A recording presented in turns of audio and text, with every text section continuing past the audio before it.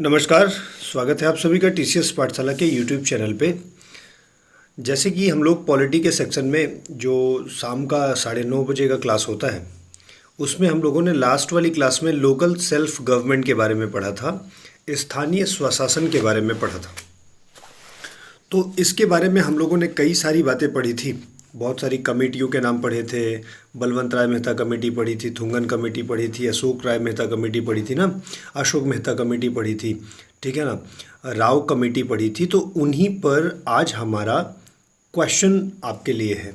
तो आज का ये पूरा का पूरा सेशन जो है वो आपके लिए उसी जो आपने पढ़ा था उन्हीं पे क्वेश्चंस के लिए है।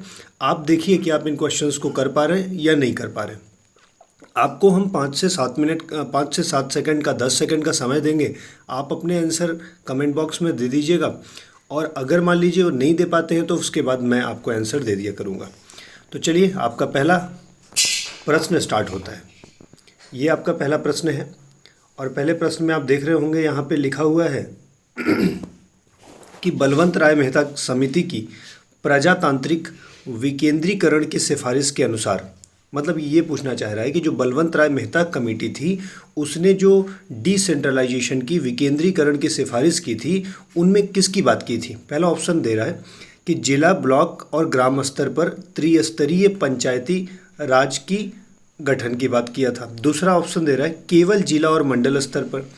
तीसरा ऑप्शन दे रहा है केवल जिला स्तर पर, और चौथा है इनमें से कोई नहीं। तो आपका समय शुरू होता है अब। आप इसके आंसर को दे दीजिए, फिर मैं अपने आंसर दे देता हूँ।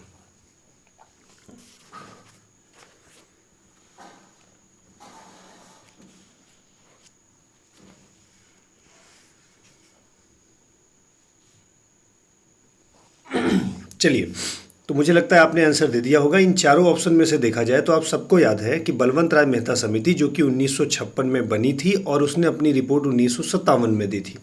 उसने कहा था कि त्रिस्तरीय ग्राम पंचायत की व्यवस्था होनी चाहिए।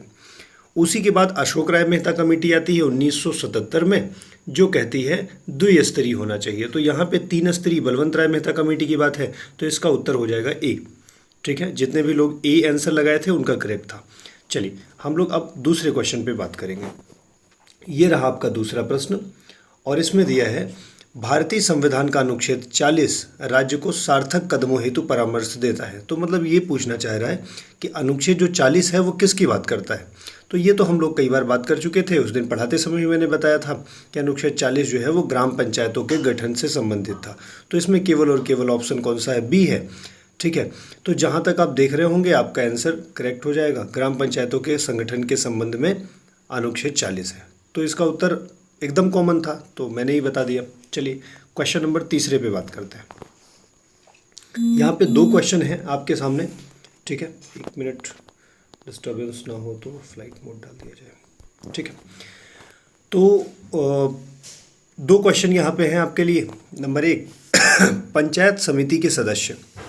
तो पंचायत समिति के सदस्य कैसे चुने जाते हैं, तो 4 ऑप्शन आपके लिए है। जनता द्वारा प्रत्यक्ष चुने जाते हैं, पंचायत के सदस्यों द्वारा चुने जाते हैं, जिला अधिकारियों द्वारा मनोनीत किए जाते हैं, या खुली प्रतियोगिता के आधार पर भर्ती किए जाते हैं। आपका समय शुरू होता है अब।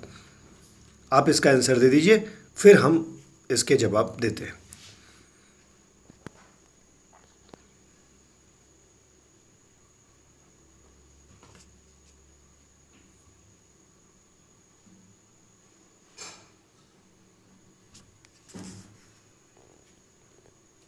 ठीक है भाई, तो चलिए, ये जो पंचायत समिति थी हम लोगों ने बात की थी, जैसे आपका ग्राम पंचायत का चुनाव हो रहा है तो जनता द्वारा प्रत्यक्ष चुने जाते थे। तो इसीलिए पंचायत समिति के सदस्य कैसे चुने जाएंगे, जनता द्वारा प्रत्यक्ष रूप से चुने जाएंगे। ऑप्शन नंबर ए करेक्ट हो जाएगा। जितने लोगों ने ए समझा था, लगाया था, उनका करेक्ट है। क्वेश्चन नंबर नेक्स्ट है इसी में, पंचायती राज को संवैधानिक स्थिति प्रदान करने के लिए की संतुति निम्नलिखित में से किस कमेटी द्वारा की गई थी।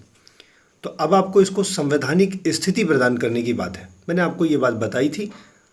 अगर आपने नहीं पढ़ा है पहले के वीडियो को तो आप उसे एक बार पढ़ लीजिएगा। ठीक है, फिर इसे सॉल्व कर सकते हैं। आपका आंसर का वेट है 5 सेकंड आपके पास है।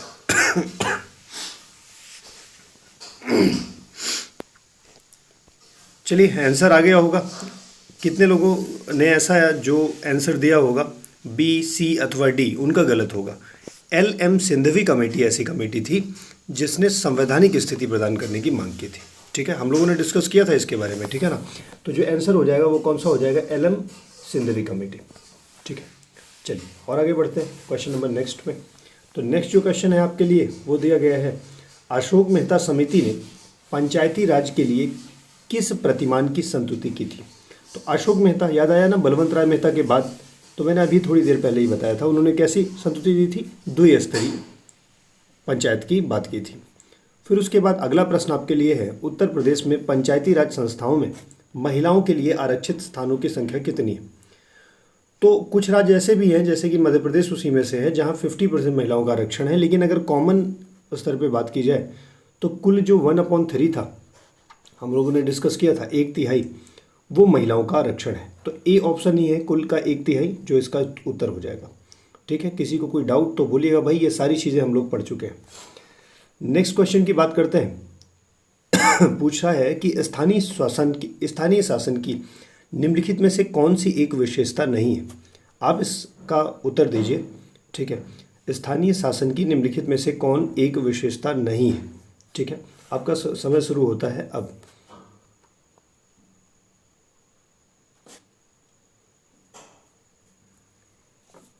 ठीक है, उत्तर लगा लिए होंगे आप लोग। तो चलिए अब समझते हैं वैधानिक स्थिति। तो मैंने आपसे कहा था कि वैधानिक स्थिति की सिफारिश एल.एम. सिंघवी कमेटी ने किया था। इसकी शुरुआत 64वें संविधान संशोधन से हुआ था। ठीक है, लेकिन वहाँ पे हो नहीं पाया, तो अंततः जाकर के 73वें और 74वें संविधान संशोधन में स्थानीय स्वशासन की बात की गई थी। तो वैधानिक स्थिति इसकी है ही। आपको पूछ क्या रहा है, नहीं विशेषता है ना, तो ये तो विशेषता है। स्थानीय समुदाय की भागीदारी, ये भी तो इसीलिए किया गया था ताकि डिसेंट्रलाइजेशन हो, कि लोग उसमें भागीदार बने। कर आरोपित कर सकते हैं, बिल्कुल कर सकते हैं, कर लगाने की छूट भी है। केंद्रीय नियंत्रण नहीं होता यहाँ पे। ठीक है, ये गलत ऑप्शन है और आपका उत्तर भी यही है, क्योंकि पूछा है कौन सी विशेषता नहीं है। ठीक है, समझ में आ रहा होगा आपको। अगले प्रश्न पे चलते हैं। आपका जो अगला प्रश्न है वो कह रहा है कि राज्य वित्त आयोग का गठन भारतीय संविधान के अंतर्गत किया जाता है। तो पूछ रहा है कि किस मतलब अनुच्छेद के अंतर्गत किया जाता है। तो राज्य वित्त आयोग का गठन, आप जल्दी से आंसर दे दीजिए। 4 ऑप्शन आपके पास हैं, 243 का H, I, J और K। मुझे लगता है आप आंसर कर चुके होंगे। वित्त आयोग का गठन जो था वो किस में है, अनुच्छेद 243 के I में होना चाहिए। ठीक है, तो 243 के I में, मतलब B इसका उत्तर हो जाएगा। चलिए अगला प्रश्न है, इसका जवाब आप देंगे फिर हम बताएंगे। 73वां संविधान संशोधन 24 अप्रैल 1993 से देश में प्रभावी हुआ है। यह राज्य में प्रोत्साहित करेगा। तो 73वां संविधान संशोधन जो हुआ है, इससे राज्य में क्या बढ़ेगा, ठीक है ना, क्या होगा, इसके बारे में आपको बताना है। नंबर 1, नई एकीकृत पंचायती राज व्यवस्था बनेगी, ग्राम स्वराज बुनियाद बनेगा, स्वशासन व्यवस्था बनेगी, शासन सत्ता का केंद्रीकरण होगा। ठीक है, तो किस चीज़ को ज़्यादा प्रोत्साहित करेगा। तो बच्चे याद रखिएगा, 73वां संविधान संशोधन ग्राम प्रशासन की बात करता है, इसीलिए पंचायती राज व्यवस्था की बात करेगा। ठीक है भाई, चलिए बहुत ही इंपॉर्टेंट क्वेश्चंस हैं। अगर देखेंगे तो इनमें से घूम घुमा करके आपको पेपर में क्वेश्चन मिलते ही हैं। ठीक है, एक बार इस वीडियो को देख लेंगे तो आपको फिर बाकी के प्रश्न देखने में आसानी होगी। कभी भी सॉल्व करेंगे तो जाना पहचाना सा प्रश्न लगेगा। चलिए अगला प्रश्न आपके लिए है, महात्मा गांधी राष्ट्रीय ग्रामीण रोजगार गारंटी योजना में आयोजना बनाने संपादन करने मतलब जो प्लान बनाने संपादन करने का जिम्मेदारी किसके पास होता है। हमेशा ध्यान रखिएगा, ये जिम्मेदारी ग्राम सभा के पास होती है। ठीक है, जो मनरेगा होता है उसका जिम्मेदारी किसके पास होता है, ग्राम सभा। आप याद करिए, आप प्रधान जी लोग जो होते होंगे वो मनरेगा में लोगों को एम्प्लॉयमेंट देते होंगे। ठीक है, आप भी जानते होंगे। तो इसका जिम्मेदारी किसके पास होता है, ग्राम सभा। कन्फ्यूज़ नहीं होना है, ठीक है ना, कि राज्य सरकार जिला, इसमें कंफ्यूज नहीं होना है। ठीक है ना, ध्यान रखना है आपको। चलिए, वह राज्य जिसने सबसे पहले पंचायती राज स्वीकार किया था। 2 प्रश्न हैं यहाँ पे, तो इसके उत्तर हम आपसे बता चुके थे कई बार। नागौर जिला भी था। नागौर जिला किस राज्य में है, तो राजस्थान में है। तो सबसे पहले राजस्थान ने शुरू किया था। आप मुझे बताइए कब शुरू किया था, तारीख भी बताइए और ईयर भी बताइए। ठीक है, दूसरा प्रश्न है, संविधान के प्रावधानों के अंतर्गत पंचायत चुनाव कराने का निर्णय किया जाता है। ठीक है, तो संविधान के तहत पंचायत चुनाव का जो निर्णय किया जाता है वो किसके द्वारा किया जाता है, मेन इस पे चर्चा करनी है। तो संविधान के प्रावधानों के अंतर्गत पंचायत चुनाव कराने का निर्णय किया जाता है केंद्र सरकार द्वारा, नंबर 2 है राज्य सरकार द्वारा, नंबर 3 है भारत के चुनाव आयोग द्वारा और राज्य के चुनाव आयोग के द्वारा। आपको याद हो हम लोगों ने बात किया था इस पर कि जो राज्य का चुनाव आयोग होता है, आप मुझे ये बताएंगे ये जो राज्य का चुनाव आयोग है ये किस अनुच्छेद में है। ठीक है, तो आप राज्य के चुनाव आयोग के बारे में बताएंगे किस अनुच्छेद में है, मतलब जैसे 243 का IJKL ना, इनके बारे में बताएंगे कि ये चुनाव आयोग का गठन जो होता है राज्य का ये किस के अंतर्गत होता है। ठीक है, एक इसके पहले भी चुनाव आयोग का कोई प्रश्न था क्या, वेट नहीं, वित्त आयोग था, राइट। ठीक है, तो राज्य का जो चुनाव आयोग है उसके द्वारा ग्राम पंचायत का चुनाव करवाया जाता है। तो ध्यान रखिएगा इसका निर्णय कौन लेता है, राज्य का चुनाव आयोग, ना कि चुनाव आयोग।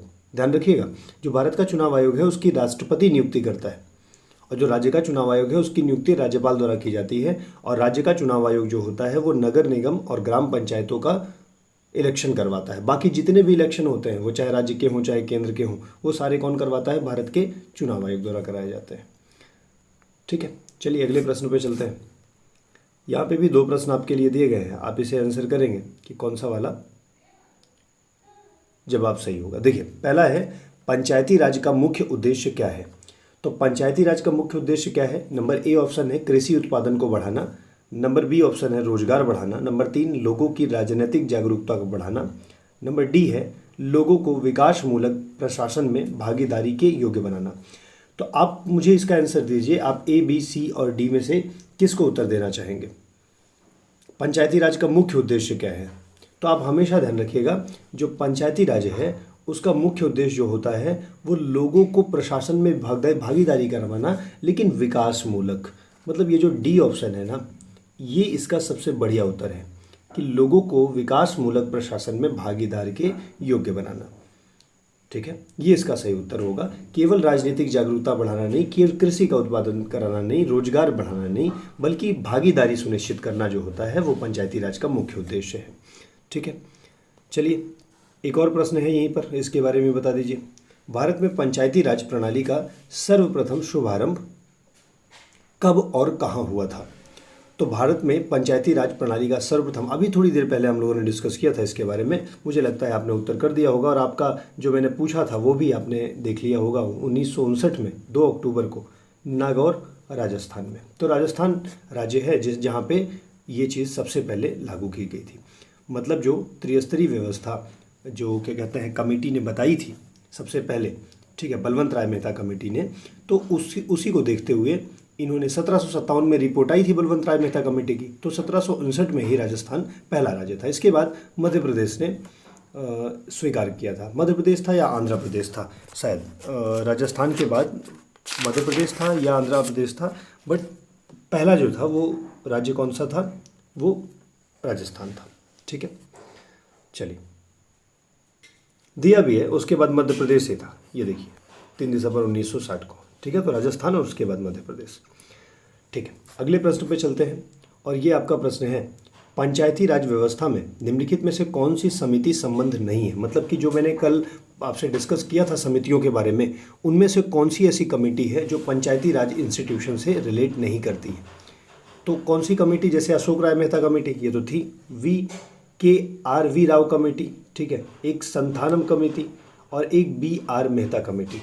तो आप इसका आंसर दीजिए कि निम्नलिखित में से कौन सी ऐसी कमेटी थी जो पंचायती राज से संबंधित नहीं थी। ठीक है ना, तो आप इसे जवाब कमेंट बॉक्स में दे दीजिएगा। ठीक है, मुझे लगता है कि आप A और D को तो गलत ही कर देंगे। ठीक है, अब बचा C और B, तो मुझे आंसर C या B में से ही कोई होगा। आप मुझे कमेंट बॉक्स में इसका आंसर दे दीजिएगा। ठीक है ना, ढूंढ करके, अगर मान लीजिए आपको नहीं भी मिलता है तो ढूंढ लीजिएगा, थोड़ा सा आपका काम है, बट मुझे B और C में से कोई एक आंसर होगा वो आप मुझे बता दीजिएगा। ठीक है जी, चलिए इसके बाद कोई प्रश्न है। यस, एक और प्रश्न है, भारत के संविधान में पंचायतों, ये मैंने आपके लिए छोड़ दिया इसके पहले वाला प्रश्न, आप मुझे बताएंगे कमेंट बॉक्स में, नहीं होगा तो मैं रिप्लाई कर दूंगा। भारत के संविधान में पंचायतों तथा नगर पालिकाओं के संबंध में 73वें और 74वें संविधान संशोधन जब हुए उस समय भारत के प्रधानमंत्री कौन थे? बढ़िया प्रश्न है। मैंने आपसे कहा था पंचायती राज जो था वो राजीव गांधी जी का सपना था।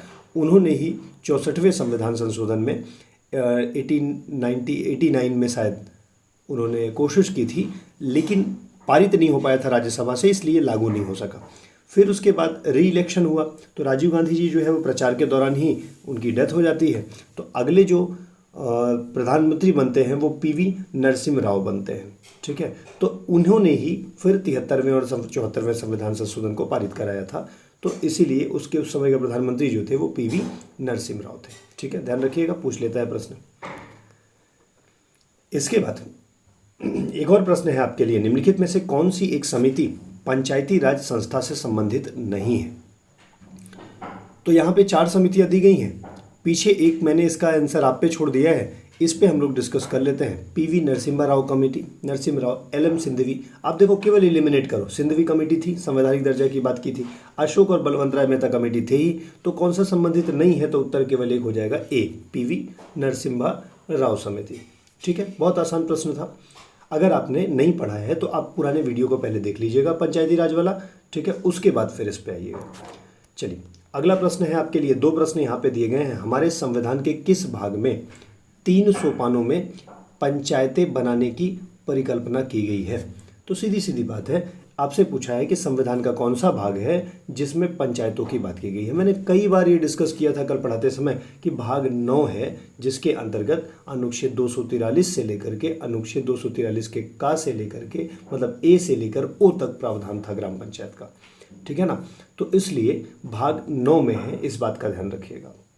कोई दिक्कत परेशानी होगी तो आप कमेंट बॉक्स में बता दीजिएगा, मैं उस पर भी विचार करके आपको ज़रूर बता दूंगा।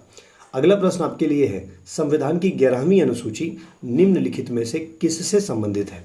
तो बच्चे याद रखिए, 11 और 12 अनुसूची थी। तो 11वीं अनुसूची 73वें संविधान संशोधन द्वारा जोड़ी गई 1992 में, और 12वीं अनुसूची 1992 में ही जोड़ी गई 74वें संविधान संशोधन द्वारा। लेकिन दोनों अनुसूचियां लागू कब होती हैं? 93 में लागू होती हैं, क्योंकि राष्ट्रपति उन्हें सहमति कब देता है? 93 में देता है। तो 73वां संविधान संशोधन 11वीं अनुसूची से रिलेटेड है, और वो किससे संबंधित है? तो भैया वो ग्राम पंचायत से संबंधित है, तो पंचायती राज से संबंधित होगा। ठीक है, चलिए अगला प्रश्न आपके लिए है, 2 प्रश्न है यहाँ पे। ठीक है, बस थोड़े से प्रश्न और बचे हुए हैं। पंचायती राज से संबंधित निम्नलिखित समितियों को कालक्रम से व्यवस्थित कीजिए। कालक्रम का मतलब है कि समय के अनुसार। तो निश्चित तौर पर आपको इसको समय देना चाहिए, और आपके लिए 10 सेकंड है। आप मुझे ये बताइएगा कि पंचायती राज व्यवस्था में जो है कब कौन सी कमेटी का निर्माण किया गया है। ठीक है, तो यहाँ पे 4 कमेटी आपको दी गई है। Ashok Mehta committee, VR Mehta committee, ठीक है, बलवंत राय मेहता जिसे आप बोलते हैं। तो ये सब कब बनी है, इनके बारे में आपको बताना है। ठीक है, तो जल्दी जल्दी आप मुझे इनके बारे में बता दीजिए। एक आध तो मैं आपको हिंट देने के लिए बता ही सकता हूँ। जैसे VR मेहता कमेटी थी, ये सबसे पहले 1956 में बनती है और 57 में रिपोर्ट देती है, तो मतलब 57 ये हो जाएगी। ठीक है, अशोक मेहता कमेटी 1977 में बनती है। ठीक है, और उसके बाद अगर LM सिंधवी कमेटी, आपको मेरी बातें याद रहती हूँ, तो LM सिंधवी कमेटी के बारे में मैंने आपको बताया था कि वह 1986 में बनी थी। तो अगर यहाँ से आपको आंसर मिल गया हो तो देख लीजिए, और नहीं है तो फिर GV राव कमेटी के बारे में भी देख सकते हैं, और वो कमेटी जो है वह 1985 में बनी थी, मतलब कि LM सिंधवी के पहले।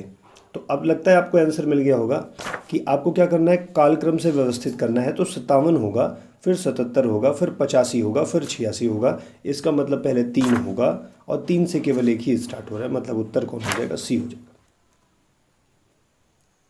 बताओ भाई, कोई दिक्कत? राइट, चलिए आगे बढ़ते हैं। एक प्रश्न है, और ये सेकंड लास्ट प्रश्न भी है शायद। राज्य का वित्त आयोग है कैसी संस्था है? तो राज्य का वित्त आयोग जो है वो एक संवैधानिक संस्था है। ठीक है ना, बिल्कुल संवैधानिक है, क्योंकि संविधान में इसका वर्णन किया गया है। तो यह एक संवैधानिक संस्था है, इसको संवैधानिक दर्जा। राज्य का वित्त आयोग जो है वह एक तरह से संवैधानिक है, सिंगल मेंबर बॉडी है ना। एक ही इसका जो चेयरमैन होता है वो एक होता है जो राज्यपाल नियुक्त करता है। ठीक है, जैसे हमारे केंद्र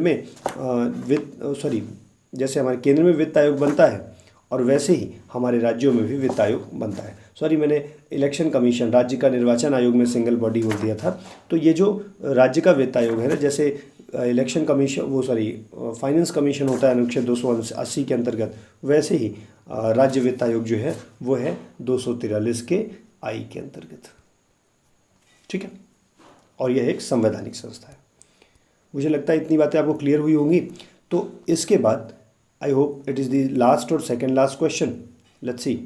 तो इसके बाद निम्नलिखित में से किसे भारत में स्थानीय स्वायत्त शासन का जनक कहा जाता है? ये मैंने आपको कल ही पढ़ाते समय बताया था कि लास्ट में, अगर आपको याद हो, मैंने आपसे कहा था कि लॉर्ड रिपन जो थे, उन्होंने क्या कहते हैं, उन्हें हमारे यहाँ क्या कहा जाता था, भारत में स्वशासन का, स्थानीय स्वशासन का जनक माना जाता था। ठीक है, तो लॉर्ड रिपन, आप ध्यान रखिएगा, लॉर्ड रिपन जो थे उन्हें स्वशासन का जनक मानते थे, और आंसर में कौन है, लॉर्ड रिपन यहाँ पे दिए गए हैं।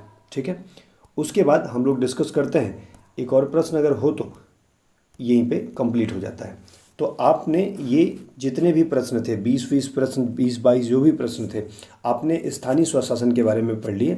ठीक है, अगर आपको इसमें कोई भी डाउट बनता है तो कमेंट बॉक्स में बोलिएगा, नहीं तो आप इसको पूरा प्रैक्टिस कर लीजिएगा हम, ताकि कल आपसे लाइव क्लास में किसी नए टॉपिक को लेकर के उपलब्ध हो।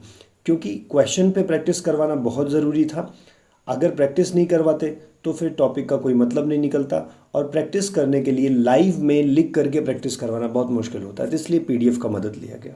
ठीक है, बाकी आप अपने रिव्यूज़ दे दीजिएगा, कैसा लगा आपको ये सेशन। ठीक है, ताकि हम और अपडेट कर सकें। थैंक यू वेरी मच, पढ़ते रहिए। ठीक है, लगातार जुड़े रहिए कोचिंग से, हमसे, चैनल से। कोई भी सजेशंस होते हैं तो आप ज़रूर बता दिया करिए। Thank you very much and good night.